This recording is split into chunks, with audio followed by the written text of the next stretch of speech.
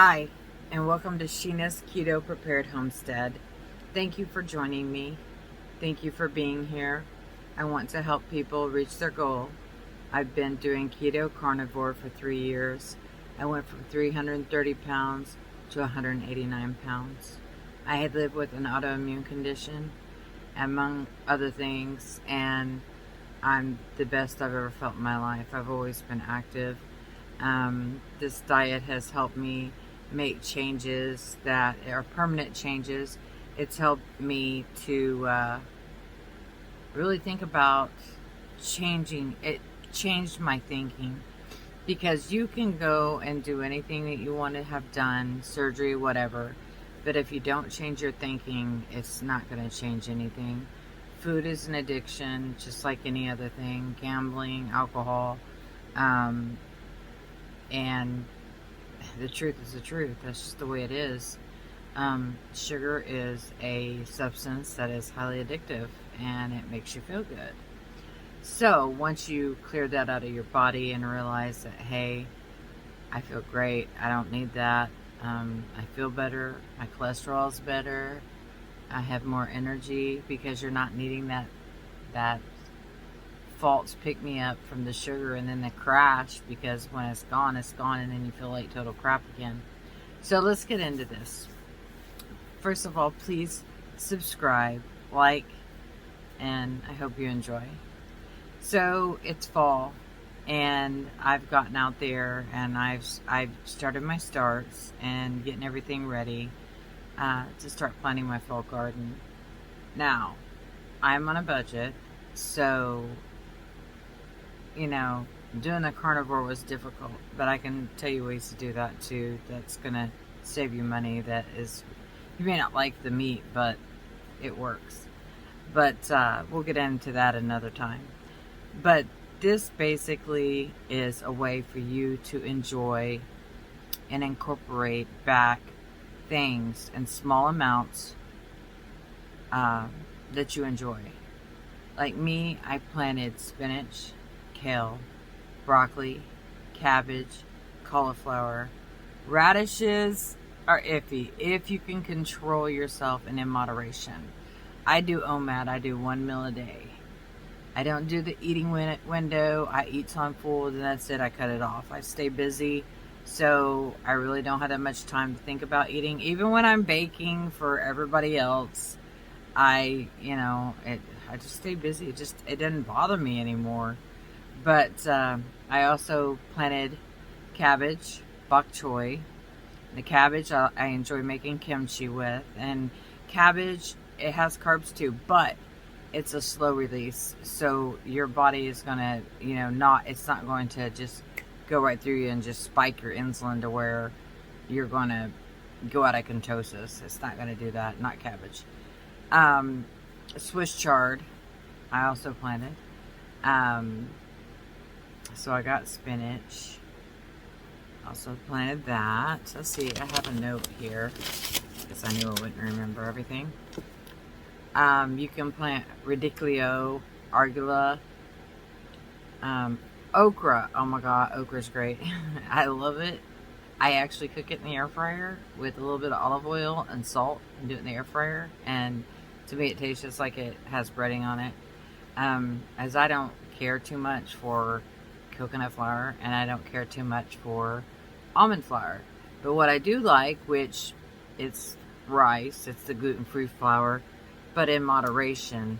The carbs is not that much different. I'm sure that your body processes it different than it does rice and the almond flour, but it just tastes a whole lot better. I use the almond flour and the coconut flour for baking, basically, strictly something sweet if I'm using like monk fruit or something like that. But even on the sweetener, you can also plant some of that. You can plant some stevia right now. You can even bring it in for the winter, and you'll have that going for you. So if you have that sweet tooth, you want something sweet, and you don't want something that's going to affect you.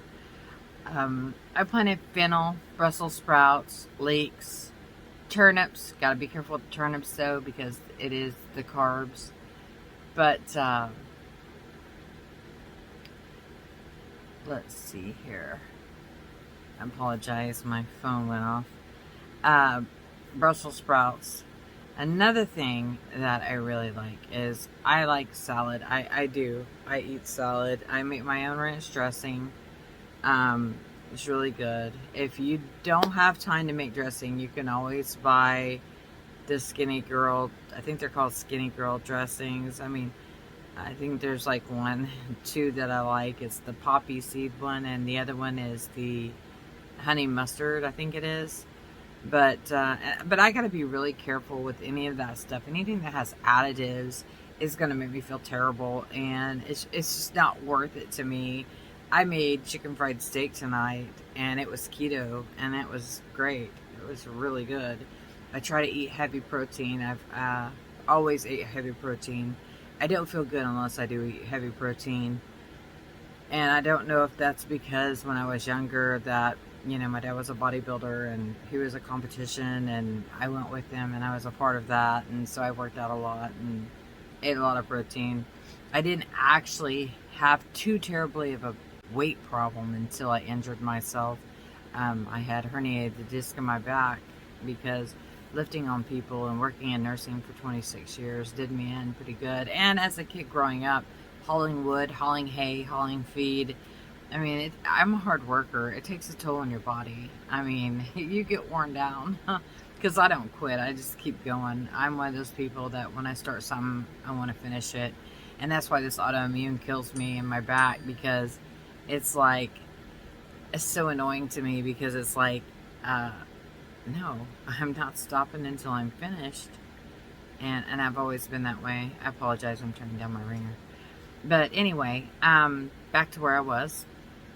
So, as far as the wintertime goes, a lot of this stuff can take a freeze, but some of it can't really handle snow. But on Amazon, you can get the high tunnels that has the metal dills that goes over for like $20-something. It has the plastic. And you can cover your kale, your lettuce, all that. And then if you have fluorescent lights in your house, you can plant in a tray and grow it inside. Grow your lettuce inside. Grow microgreens. I also do the microgreen thing. And then what's left with my microgreens after I've cut it twice, or if I'm just going to cut the once, and I use minerals, organic minerals, so that my body's getting what it needs, because minerals are really important to keep your immune system strong. But when I'm done with that, then I give the rest to the chickens. So it's a no waste thing. They're getting benefits, I'm getting benefits, and hey, everybody's happy. It works out. But also, sauerkraut, gut bacteria is really important.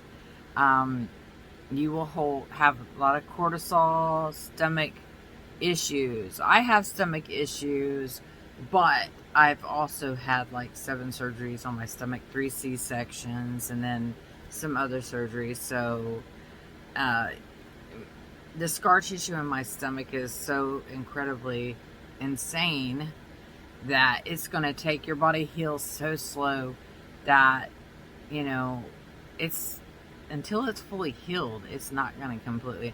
I'm never going to have that washboard abs. And if I do, hey, awesome. And if I don't, I am cool with that because I love me. But basically probiotics. I mean, just additives. Stuff that has additives. It will get me every time. It's like, and it's not, I'm smiling, but it's not funny. It's painful because it's like, man, your muscles and your joints start hurting. And it's like, why? I used to have a weight next to my bed. And when I would wake up hurting because I ate something stupid, I would sit there and I would pump weights. I'm not kidding you. And I would do that until I just exhausted myself because the pain sucked. But if I exhausted myself, then it was like that muscle, the tenseness, because when you hurt, you're really tense. But if you're tired, it's hard to be tense. So I would seriously do that. And hey, it worked, I even got a punching bag because I was like, when this happens again, You know, because you can't live on ibuprofen. You just can't. You'll blow out your kidneys. It's not worth it. You got to find what works for you. A lot of it's here. And, you know, I can actually say that because I was a chronic pain patient for years. But you know what? The medicine doesn't make you better. You make you better. You make you better by the nutrition that you put in your body. You make yourself better by your mental thoughts. You make yourself better by your prayer life. All those things, each one of those things are what's going to make you successful. That's what's going to help you through things. That's what's going to be your hand up instead of your hand down. You know, I'm very lucky. I'm stubborn. I've always been stubborn. I never give up. And I love everyone. I mean, even the people that hate me, I love. I kind of hate that about myself, to be honest with you. But it's the way God designed me. So I just kind of go with it. It's like, oh, you're an ass. But I love you anyway. You know, maybe you're just having a bad day or whatever. But, so, yeah, I've been out there planting. I got a video update on the stuff that I still have going. I still have tomatoes. You can have tomatoes, I mean, on keto. Keto does not have to be a crap diet. I mean, if you want to think of it, keto is not that different than Whole30. Except for Whole30 incorporates grains. It don't have to be. You won't stick to something miserable. You did not put the weight on overnight. You are certainly not going to lose it overnight. Take your time. Don't be in a rush. Wow. My phone said I hit my recorded time. So, I guess it's time for me to say goodnight. But don't forget to like and subscribe so you can join me on this trip of surviving whatever the hell comes our way. And I'll help you, anybody with anything that I can. You know, if you need help knowing how to grow something or anything of that sorts, let me know. I don't mind helping. I want you to be successful, not just with feeding yourself, but taking pride in what you're doing, because God, He gave you those hands to do something. So do something positive for yourself. You deserve it, you know? When you grow your own food, you don't have the chemicals. You don't have to worry about who touched it. You put love in that food, and you will feel so rewarded when it comes time for you to make that. Not just for yourself, but for your family or whoever you're cooking for. Even if it is just you, you won't regret it. And you'll become addicted. It's hard work. You'll become addicted to growing your own food, especially when you look at the prices at the store, and you can get a pack of seeds for $3, you know. But I thank you all for coming along. I hope I didn't skip around too much because it's been a while since I've done a video. But grow some food. Grow your herbs. Those things you can bring in the winter. Like I said, you can get you a fluorescent light. At Lowe's, you can get them pretty cheap. And there you go. Do your microgreens. The only thing you would need higher for growing is if you were going to flower and bloom like fruit. Tomatoes or peppers. But as long as you have the fluorescent lights, you can grow all the greens you want, because you will get the growth on the lettuce or whatever. I even do bok choy, the little bitty tiny ones. But I do mung beans because I love to make bone broth and make pho, especially in the wintertime. It nourishes my bones and makes me feel good. Anyway, thank you all. I love you, and I hope you have a wonderful day. Goodbye.